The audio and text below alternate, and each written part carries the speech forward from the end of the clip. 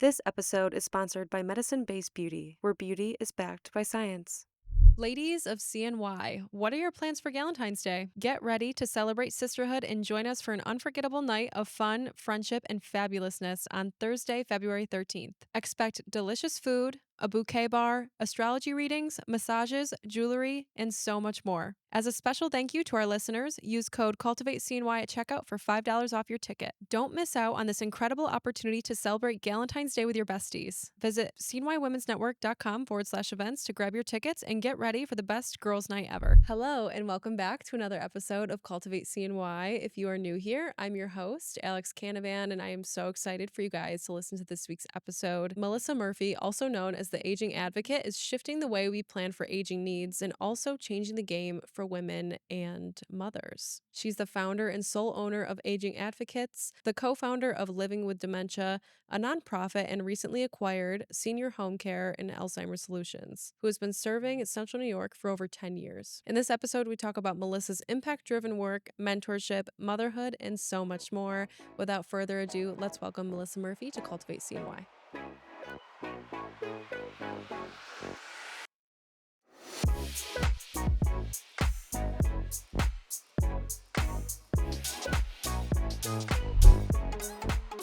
Well, Melissa Murphy, welcome to Cultivate CNY. Thank you, Alex. I'm so excited for our conversation. You have had quite the journey. We're definitely going to talk a lot about leadership in this conversation. I think we're going to talk about motherhood because you have 3 little ones, all under 4, which is incredible. We're going to be talking about your new venture, and I'd like to get into a little bit of time management and maybe even some conflict resolution. Ooh. So we'll see. But before we get into all the good stuff, I want to hear about who you are, how you got here, what was your childhood like, and what led you to this point. Oh my goodness, that's quite a big question. Well, I was born in 1986. I know we've spoken a bit about our backgrounds with our parents. We're both from Liverpool. I think all the coolest women are from Liverpool, that I know at least. Small world, So right? yeah, I had a really good childhood, I would say. Even though my parents did split up, I do feel I had good security. I always felt loved, taken care of. But there were definitely challenges. I did feel as though I had to grow up quicker than most. I was the oldest sibling, and there was times where I was taking care of my younger children while my mom was working multiple jobs. And at that age, sometimes you can become a bit resentful. I wanted to be out partying with my friends. Um, so it was tough. So I ended up actually moving in with my father, which broke my poor mother's heart at the time. Sorry, mom.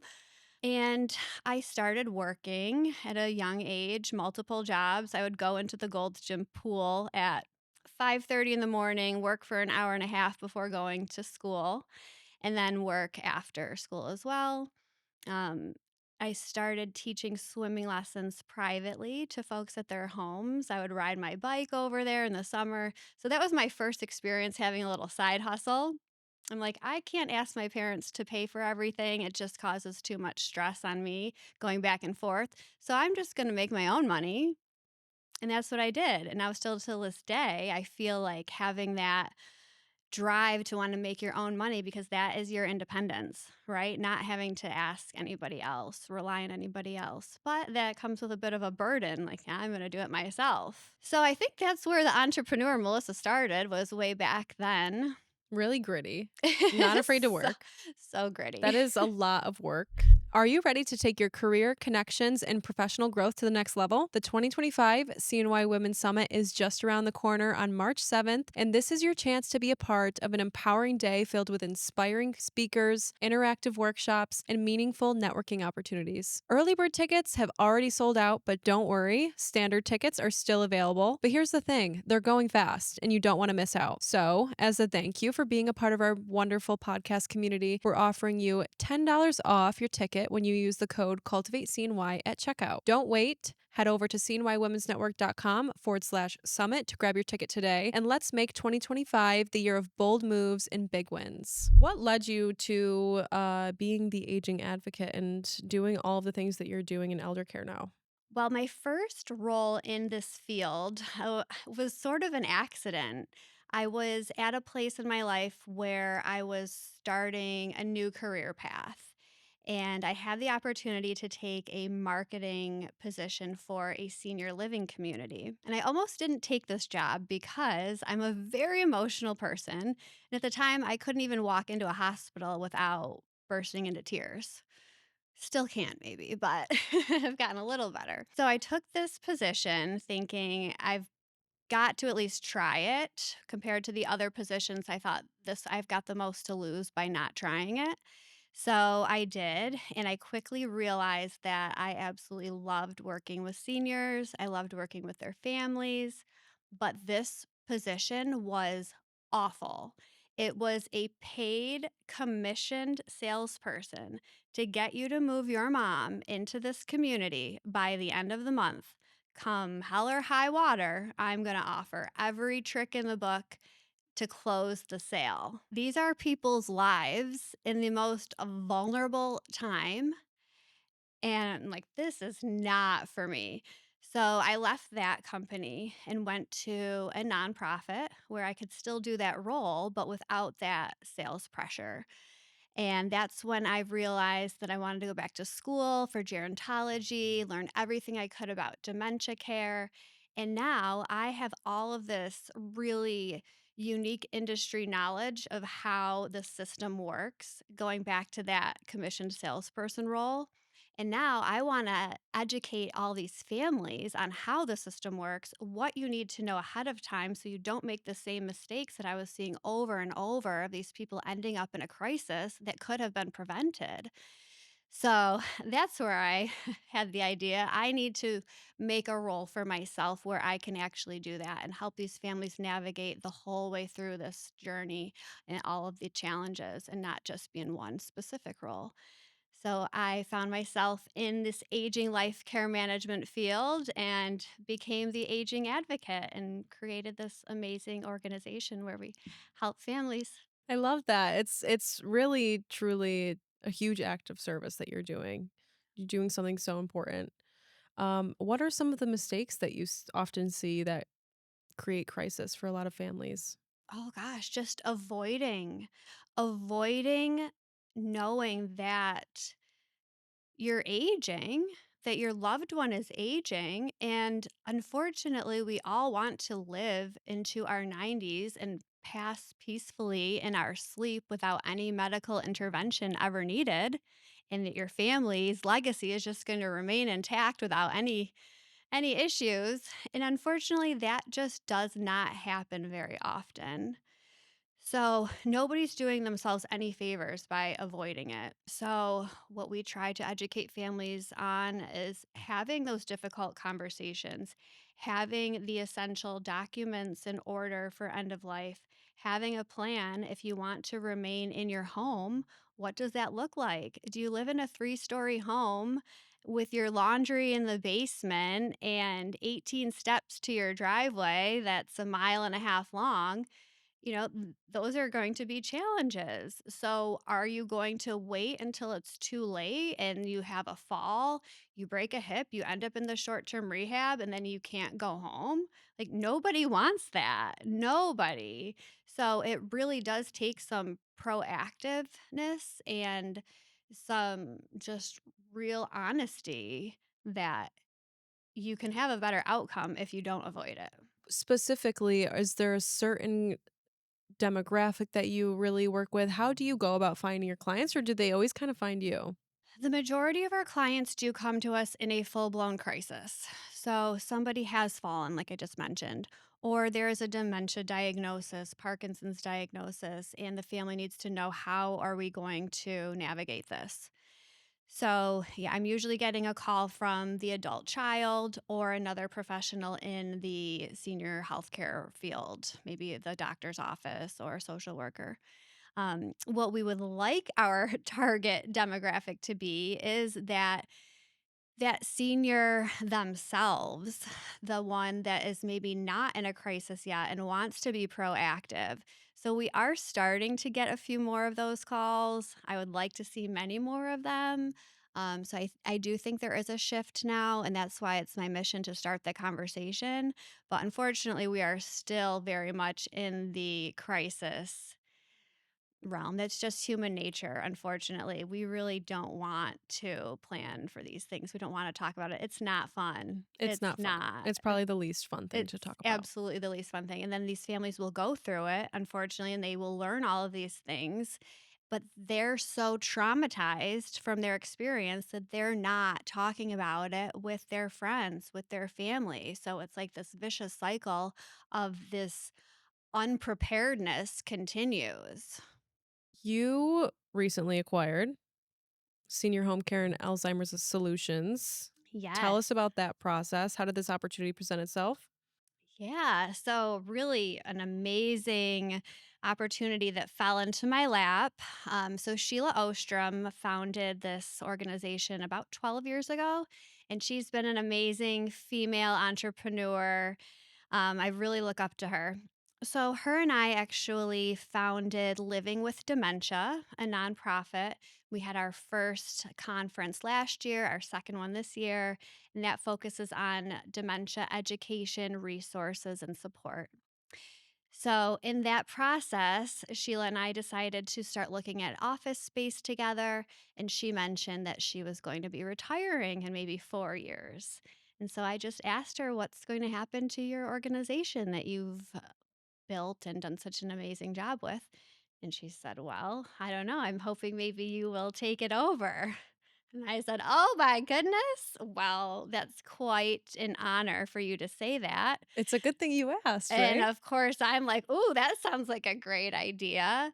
And I really did think it was going to be a 4-year process, but we started speaking with advisors and attorneys, and they say an acquisition that falls apart over 4 years. You do it now, or you wait 4 years to talk about it. So we decided we were going to move forward with it. So that will be official January 1. Very, very blessed that everybody is working together so well. And you are going to have 3 organizations, 70 employees, and also a husband and 3 children. What No is big going deal. through your mind? I mean, are you Just feeling keep good? swimming. Right? I am feeling good. I'm feeling really good. These are all things that I want. I hate to complain about it, but some days it's like a lot. Mhm. It is a lot, but it's great things and it's just constant focus on time management. Mhm. Constantly zooming in and zooming out on your day, your week, your month. What do I need to prioritize right now? What can be shifted to the side? And pivoting, constantly pivoting. If there is a crisis, if there is something else that needs your attention, but knowing that you cannot live in that state of being reactive and knowing that you have to zoom out and look at what is this going to look like next year, 5 years from now, if I stay in this space. So, what do I need to do today to make things good now, but also better in the future as well? Yeah, it's that zooming out and zooming back in, and Love just that being able to concept. do that is so hard. I feel like it's a skill that you don't learn immediately because I think I'm still figuring that out. And, I'm curious, what sort of time management techniques do you use, or maybe rituals that you might do with your calendar? How do you maintain a sound mind, but also adapt when you have to? Oh, girl, it is a constant work in progress, constantly. It is the biggest challenge. And I think every entrepreneur I know will say time management is the biggest challenge. And it is not one size fits all. Everybody has a different system. So I did hire an assistant earlier this year. That was my first step towards trying to get really efficient with my time. And scheduling your managing your calendar is it can be really time consuming. Making appointments, changing appointments.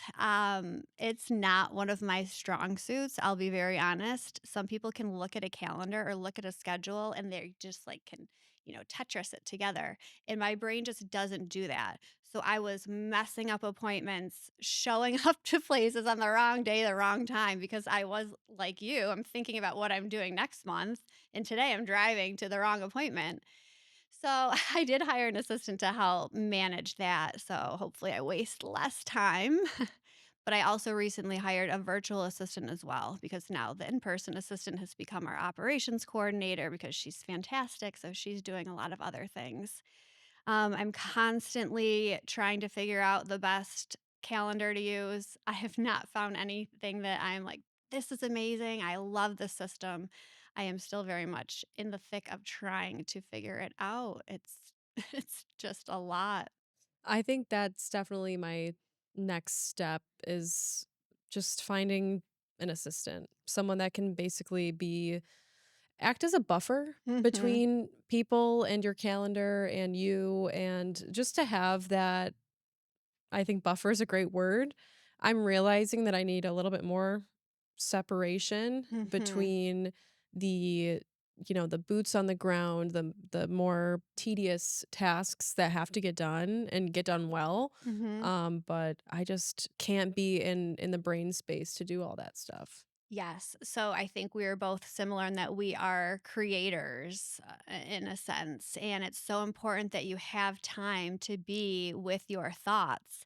If you are constantly in the thick of operations, there's no time to think. And then you cannot grow if you don't have that time. So, yes, get an assistant, get a good system, and then hopefully it opens up more time to do what you are talented at. I would love to go into leadership. Well, you have the 70 employees because you acquired the senior home care and Alzheimer's solutions. But how many did you have with your aging advocate and living with dementia organizations? Yep, Aging Advocates is about 10 employees, so much smaller than the 70, but different. My team, we work very closely together versus the 70 employees. They are mostly in the homes of the clients and the families. So it's going to be a little bit different dynamic. So I am also very aware of my strengths and my weaknesses. So I am constantly looking at who do I need to have on my team to make sure that we are operating at the best possible level. So I've recently brought on an executive director who I specifically recruited because of her experience in this field. I watched her lead a team through COVID during the hardest time with such grace in a senior living community where she has been the administrator and operations director. So I recruited her. I know that she has all the skills that I don't necessarily have as far as human resources, operations, and a really strong leader. So she's going to be the key to the success moving forward with the organization. That's so important. And it's so great to hear you say that because a lot of people underestimate the power of not being the one to do it all and just really understanding the value of building an incredible team because the success of a company lies in the hands of its employees completely. Mhm. We were talking a little bit off air about leadership and just some kind of like leadership woes, if you will. But over the years, what do you think your biggest lesson has been when it comes to leading others? Lead how you want to be led, I guess. It's a challenge. So I was mentioning that I'm in a unique position and that one of my leadership positions is also a very good friend of mine. So when we have a disagreement, it's a little more personal. So that's something that I've had to work through, that we have worked through together. And at the end of the day, I think it's almost beneficial because we can have these really honest conversations and know that at the end of the day, there is that trust and respect. So I think it's really key to have that vulnerability with your team and know that you can hold each other accountable and it's going to be okay at the end of the day. How do you maintain that trust in the workspace, especially when, conflicts might arise and maybe there's some concerns that you might have to address with other people? Yeah, I'm completely honest with my team as much as I possibly can be. So they know that if I make a mistake, I'm going to be the first one to own it, and I'm going to be the first one to reflect on it and learn how can we move forward stronger and not repeat our mistakes. And that's all that I ask from them as well. I'm one of those people that has always struggled with conflict or just confrontation in Mhm. general. It's not fun.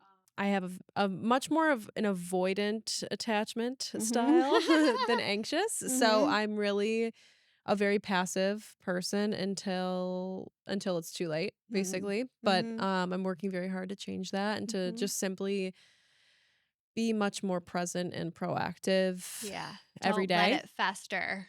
Don't let it fester. You Don't. have to be honest. Mhm. But I've definitely noticed that I don't like to confront. I don't like to have to Mhm. do the hard conversation. So I can tell that there's almost like a bit of frustration around the fact that I even have to do it. Mhm. So, and I know that that comes from a place of Mhm. ego and personal baggage and maybe some emotional triggers, if you will. But it's so important for leaders to have a sound mind and to be able to regulate their emotions very, Mhm. very well. I think Mhm. that that's really the determining factor between a good and a bad leader is like Mhm. self-regulation.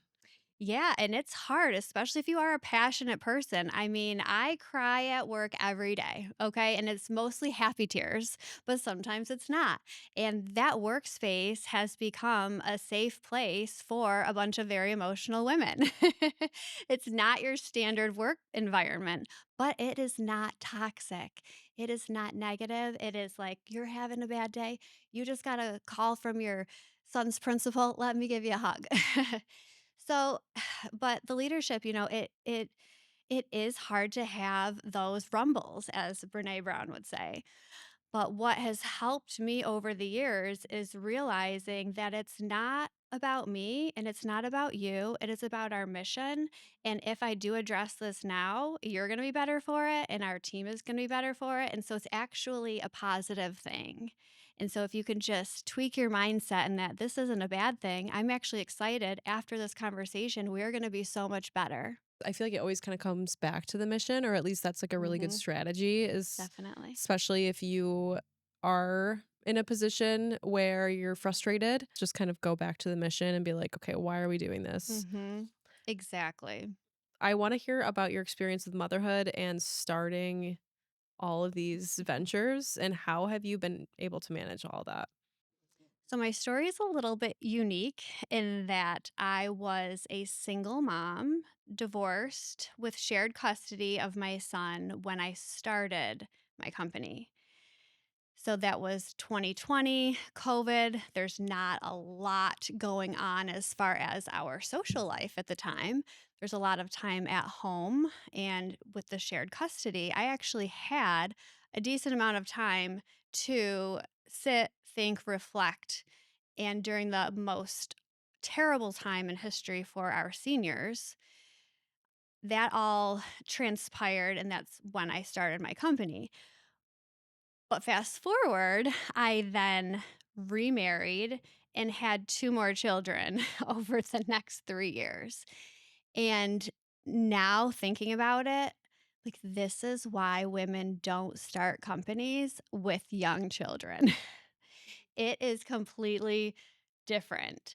I see other women entrepreneurs, and they either don't have children, their children are grown, or like me, they are divorced and maybe sharing custody.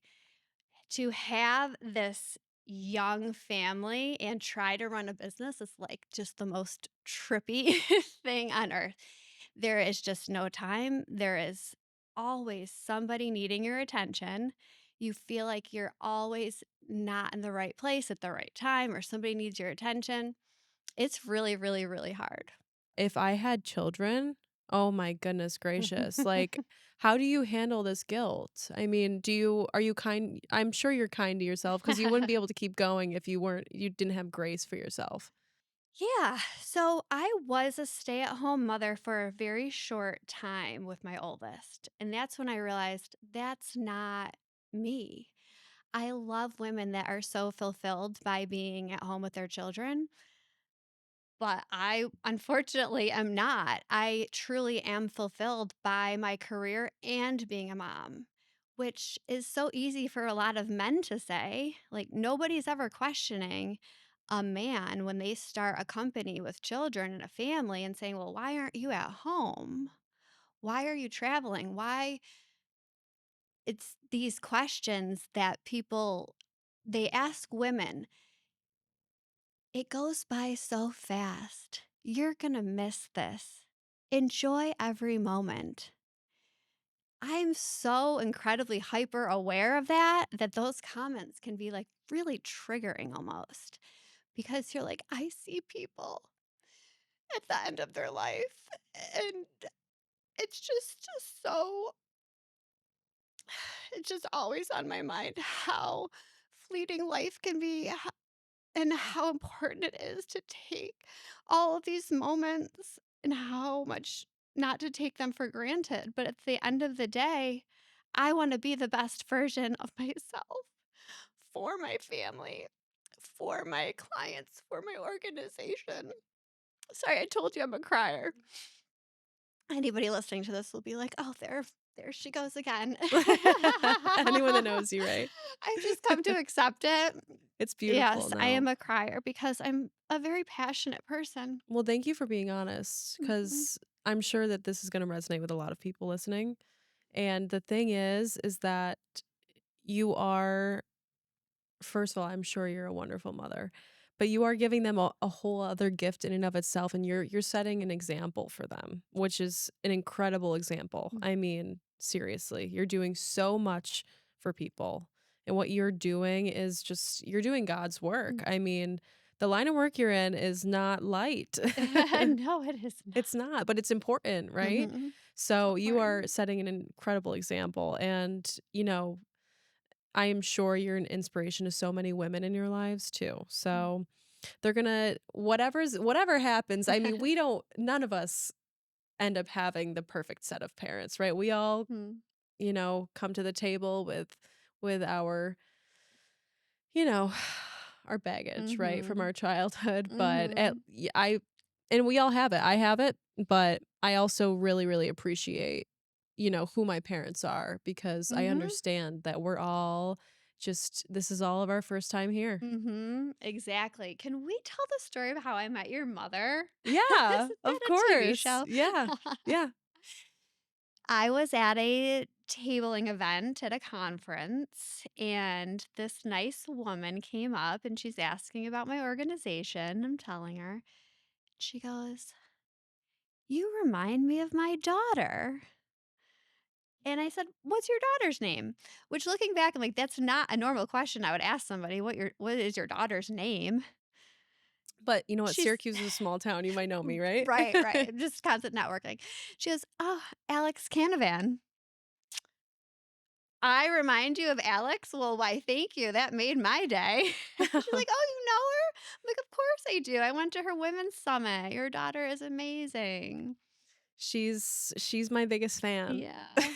Sh Aw. and you know what? She was never home. She was always working. But, I honestly had so much respect for that. I wasn't sitting around wishing I mean, here's the thing, she showed up when it was important, when she Mhm. needed to, right? She Mhm. never missed a dance competition, you know, I think kids understand, and I think it's Mhm. good for kids to see that you can be multifaceted and you can Mhm. have a very full life and Yes. still be, you know, a great matriarch. Mhm. Love So, that. we love that. I saw an Instagram thing last night that said, "I wanna be the type of mom that claps so loud for my children that you don't realize who's not clapping." And I sent that to my mom. She's like, "Oh." I love that. Yeah. What do you like to do though to make you feel I mean, you have so much going on. There's so many people that need you. What do you do for you? on a consistent basis, whether it's once a month, once a day, like any self-care rituals that you love? Right now, it's the most basic anytime just alone. Mhm. It is so rejuvenating when you don't have that. So, my husband was at his brother's house the other night. For some reason, the children slept in the next morning. I'm like, oh my gosh, I had a couple hours last night and this morning just alone in the peace and quiet in my own home, mind you, because there's always people there. So to be alone in your own home, and I mean, I brought snacks in the bed. I'm watching my trash TV. The next morning, my husband's like, "You were probably just chomping away without a care in the world." I'm like, "Oh, yes, I was." It was great. Yes, it's the Yeah. little moments like that that are beautiful. Yeah. Aside from that, though, I am very fun. I like golfing. I like country concerts. I like wine tasting. Do you have a group of women in your life that you keep close and that you make sure that you see often and maintain that relationship there? I do, and I feel extremely guilty lately that the friends have been the bottom of the time priority, unfortunately. It really has been family work. There's not a lot of time for the social life in this chapter. That won't last forever. So, good friends, they don't go away. They know and they are supportive, and we've got our group chat and we connect when we need to, and last week I did have a nice little spa day for my good friend who's about to have her second baby, so that was a good excuse. Okay, you need some, some, pre-mom pampering, and I need some mental health. So, to the spa we go. Yeah, the spa is never a bad idea. It N was great. I did my first, cold plunge. Did you go to Inns of Aurora? I did. Yeah, I had a feeling, yeah. Oh. Yeah, I went when they first opened it, and it was incredible. It's like a spa crossed with an art museum, that's how it It feels. was unbelievable. I cannot wait to go back, and anybody at the Inns of Aurora, if you're listening, we need a sponsorship here. I would love It is to collab. incredible, and the service was phenomenal. Oh, yeah, it's top notch. I mean, they've won a ton of awards too, like Travel and Leisure, Architectural Digest. Right off the bat too, within, like, the first 2 years, they're winning all these awards. Amazing. Who is their PR agency? I want to Call know. us. What do you have coming up in 2025? I mean, obviously, you're gonna be getting things situated with this new Mhm. business that you just bought. But in terms of aging advocate or living with dementia, are you gonna be hosting the Living with Dementia conference again? Yes, we already have our date lined up. I don't know it off the top of my head, but it is in October of 2025. It will be at the Embassy Suites at Destiny again. We do really like that space. It's good for accessibility and location. So, yes, we are already planning that.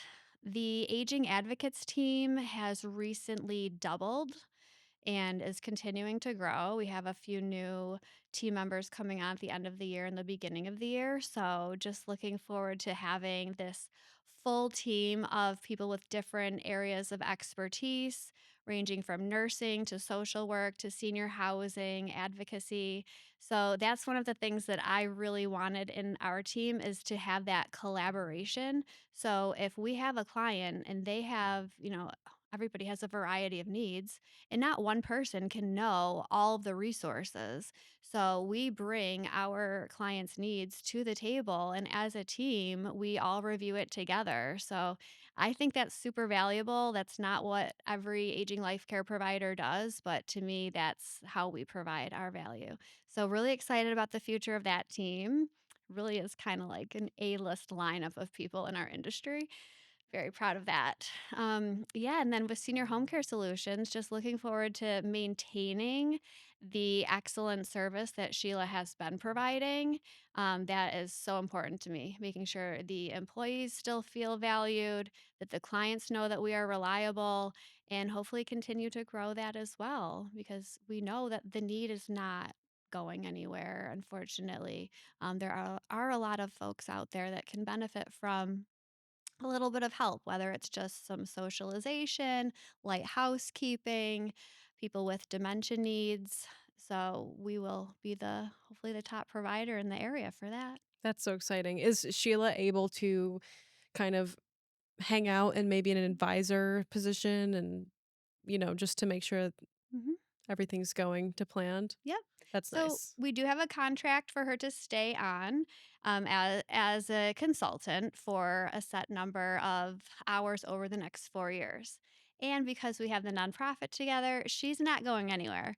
I was actually just telling her yesterday, I'm like, I don't want you to leave at all. It's been so great working together. We really get along very well and have the same mission. So I hope she sticks around, and I think she's gonna do a great job with the nonprofit, and that's gonna be a really great outlet for her to continue her passion and help people in a different way. Now I'm curious, what's some of your best advice for attracting and acquiring like really top tier talent within an organization? Because you've done such a great job at it. That was kind of an unexpected, unplanned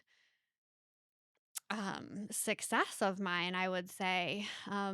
I have not put out a job posting for any of our care management team. It has all been people that have either approached me or that our team has specifically recruited. So I think that people in our industry have just been watching me since I started and thought, wow, I love what they are doing at Aging Advocates. They are not just another healthcare provider. They are somebody that is actually making a difference. They are changing the game for people. And I think that the people in our field that really have that in their heart, that they want to help people, they are the ones reaching out and want to be a part of it. And that's just the best feeling. Yeah, and obviously, I mean, the quality of work you put out when you are in alignment with your purpose and Hmm. your passion, there's nothing like it. Yeah. What do you think has, attracted so many people to your brand? And like what do you think was contributed to people's belief that you are making such a huge difference aside from the consulting work that you guys are doing? Is there something you're doing on a maybe a marketing PR level that you think has really helped grow the brand? When I first launched, it was, again, the worst time in the history of senior healthcare. People are locked up literally in their communities, in their nursing homes, and there was such a limited amount of things that we could do. We could not get to our clients. We couldn't change the way certain things were. You can only control what you can control. So I took a an approach after I started. When I realized I couldn't get into these places, I started a campaign to raise some money to provide lunches for these caregivers because I knew this is so traumatic on them as well as the families, but they're the ones in there able to actually provide the care. So we need to take care of them and make sure that they are not getting burnt out, which I know they were. It was so hard. So I think right out of the gate, knowing that I was not just out for myself at that time, that I really did want to support everybody that was just struggling. Because you were really seeing it. Yeah. So yeah, just supporting the folks that were working on the front lines during that time. So I think that helped pave the way that people knew that this was not out Melissa trying to make money. This is Melissa trying to make a difference. But aside from that, um, my marketing standpoint has always been from an educational place. So I wanted to market in a way that is not just about us, us, us, but about this is the information that you need so that you can age successfully. These are things that people don't know that are so basic sometimes. The difference between Medicaid and Medicare, the difference between a healthcare proxy and a power of attorney, things that are so basic to the people in the industry, but are not so basic or so well known to the average person. And just having that knowledge is so powerful. So my marketing is truly meant to educate people. And that's where Melissa the Aging Advocate is growing because that's something that I can take beyond just Central New York, but Mhm. hopefully make a bigger impact on that. Yeah, I can definitely see that, and, now I know what it is. It's just been such a authentic manifestation of everything that you've done. I mean, you've completely led with your heart, and I think that when you are coming at any situation with love and, abundance and a true genuine care for others and not just yourself, there's no way you can't be successful. I mean, I think a lot of people get into business because they think that this is what's going to make them money. This is gonna be the thing that gets them, that whatever status they're looking for or whatever wealth that they want to acquire. But, I feel like that's kind of like a backwards way to look at it. Mhm. I mean, everyone's different. So, what's going to be your driving factor? For me, it is my impact. For other people, it could be money. Mhm. So, whatever's going to drive you, hopefully, you can do well while doing good. How have you found a way to do both? Being someone that does such impact driven work, how have you been able to maybe learn or balance those 2 factors? hmm When I first started, it was just me. And that was much less risky, in my opinion. I didn't have a lot of overhead. I could have a couple clients and be able to support myself. But once I started hiring people, that's when everything changes. Right now, you are responsible for somebody else's paycheck that is for their family. Now you have workers' comp and payroll and tech and all sorts of expenses now as you grow. Right. And so once I started growing, I realized very quickly that there is a tremendous amount of responsibility on me now to not fail. So I quickly started reaching out to people in my industry and people in business locally and tried to find myself the best possible mentors and advisors, which is something I think is completely invaluable. You have to have people guiding you. You can have your own opinions, but you need to be taking in as much information from other people and then using that to think critically for yourself. What is going to work for my business? But you don't need to be reinventing the wheel.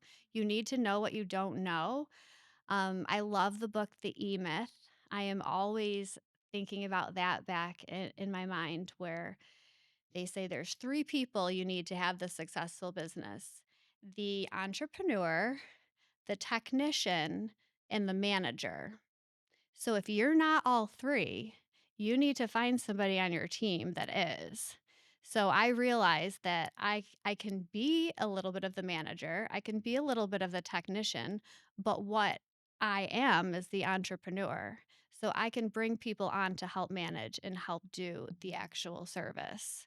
And so that's something I'm always thinking, to stay focused on what I am truly good at and then build the team of the other positions. When you started looking for this mentorship, was there a specific kind of mentor you were looking for, or, like, how did you approach that? The first one might not be the best fit. Mhm. So I reached out in my professional industry and heard back from a woman out in Rochester and set up a call with her. And Alex, she was so mean to me. She tore me apart. She said, I need to go back to school and become a social worker. I have no business running my organization. And I was like, first of all, she didn't ask me anything about what we're doing. She just looked at my credentials at the time and made all these assumptions that I should be doing what she's been doing. And She probably saw you as a threat. I asked her a few questions about her business model, and then I realized quickly that's not the model that I even want to have. So I pivoted and realized, okay, she's not the mentor for me. Mhm. And I ended up applying online for Profound, a local mastermind group that at the time I was like, "Oh, I cannot afford this." But I'm like, "Wow, it looks like it's these really amazing high-level thinkers that are successful that are right here in Central New York." Even though it's not my field directly, I'm sure there's a lot of business guidance that I could gain from that. So that was truthfully the best decision I have ever made over the last 4 years as far as business goes, because that exposed me to so many unbelievably incredibly people that are both kind humans but are so successful because they are so brilliant, and it's just been great. So the connections with these people, I feel like I can reach out to somebody in this group for pretty much anything, and I will get an honest answer, honest feedback, honest connection. um, so aside from that, I'm still trying to find that person in my field. I've found a few, but it's tough because the regulations in different states vary in our field. And locally, people are competitors. So even though I'm like, let's collaborate, let's help each other, I don't think everybody has that mindset. So the point being, it is really important, I think, if you are going to grow and be successful, to make sure that you are surrounding yourself with people that are smarter than you, that are more successful than you, but are supportive. My strategy has been kind of like, who's in upstate New York, like within a 2-hour drive from me, that I that has already done something that I want to do. Mhm. So you're not in my market, so we're not going to be Right. competitors, Right. but you are close enough for me to drive to you because I'm not, mentoring isn't just the, hey, can I buy you a coffee and pick your brain? It's like a lot of people do want to be mentors. A Mhm. lot of people do want to help, but Mhm. I think that if you're going to be asking people that are just as busy, if not more busy than you are, to pick their brain and get coffee, it's like I just one of those people, maybe I'm just traditional, but I'm like, take them to dinner. Like buy them a dinner. Take them to a nice dinner because the thing is they're going to give you information that Mhm. is worth thousands of dollars. I mean, Mhm. there's business coaches and consultants that you could be paying for to do something similar for you, but if you're not in a place in your business yet where you can afford that, you at least want to be, I think, like a courteous mentee and really understand the value of what you're getting out of Mhm. someone. Mhm. So that's like I went out to Saratoga. I'm It's just like like, dating. You yeah, want a it's like good you want to dinner, court wine them. and dine. It's like also if you do want someone to be a mentor and really advocate for you long term, be in your life for a long time, yeah, you're gonna have to Mhm. date them. Yeah. You're both gonna have to figure out, can I spend a decent amount of time with this Mhm. person? Do I think this person's a good person and do I want to advocate for them? Mhm. Um, that's it too. So yeah, it's like a dating process for sure. Yeah. Oh, I hope you find your person or people. I think like you know how they say like create your own board of directors. Mhm. That's what I'm gonna try to do because I feel like there's different people for different Mhm. things too.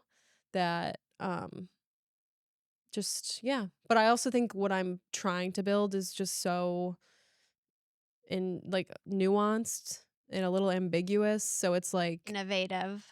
it's it's hard to find someone that's done exactly what I Right. want to do.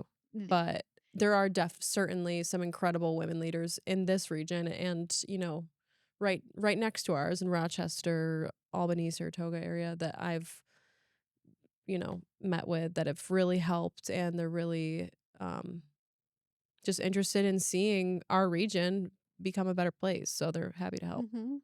And no one's gonna be doing exactly what you're doing because you are the innovator of your brand, right? So yeah, you just take different pieces of knowledge from these people that you respect Mhm. and then bring it into your own. Yeah. I mean, Mhm. I especially if you don't have the fancy resume or like the right resume, right? For whatever it is you're Mhm. trying to do. I certainly don't. I don't have Unless you're an performing MBA. heart surgery or, Exactly. But I mm, truly think like the best, you know, resources you can have is people. mhm. Oh, absolutely. People's wisdom, like wisdom Mhm. over knowledge I think, And just the any day. connections. I can't express how valuable the networking is. And sometimes when I have a moment to pause, I love to think back, like follow the string. And every connection that has helped me recently, I can trace back to a job that I had in high school, when I was a bartender, when I worked in the mall. These people that I've met then are now some of my biggest supporters. So it's fun to think. You just never know who you're going to meet and how it's going to impact your life in the Mhm. future. No, I It's hear that wild. 100%. I just ran into someone this morning that I know from the beauty industry Hmm. here. And she's doing something a little different now. I'm doing something different, but it's like because we're in Syracuse, Hmm. we still see each other, of course. Mhm. So, And you yeah, see the it's value in each full other. That's circle. the thing. People are invested in the person. So whatever job, organization that you're doing, that person is invested in you. Yeah, Mm. I love that. I think that that's a beautiful Mhm. way to end the episode. Where can everyone find you, Melissa? Oh, I'm everywhere, I've been told. My website is www.agingadvocatescny.com. I'm on the Facebook, Instagram, LinkedIn. It's not too hard to find me. All the things. We will be sure to add your links to our show notes. So if anyone wants to connect with Melissa, be sure to check out the show notes. And yeah, I'm so excited we got to sit down. Anyone listening can probably tell we definitely know each other. We've talked before. We're comfortable with each other. Mhm, So you're awesome. thanks for kicking off my Monday. Thank you. Next time, Aurora or wine and steak. Okay, yeah, that sounds good. I'm down. Awesome. Thank you so much. Thank you. All right, guys, that is it for this week's episode. Thank you so much for tuning in to Cultivate CNY. If you enjoyed this episode, I would love it if you left us a review and make sure you're subscribed to the show. Speaking of the show, if you know anyone or if you are interested in being our next guest on Cultivate CNY, be sure to submit us an application. You can just click the link in the show notes. And if you're a business owner that's interested in getting in front of our audience, you can go ahead and email us at podcast@cnywomensnetwork.com to learn more about sponsorship and advertising opportunities. All right, that's it for now. I'll catch you guys next Monday.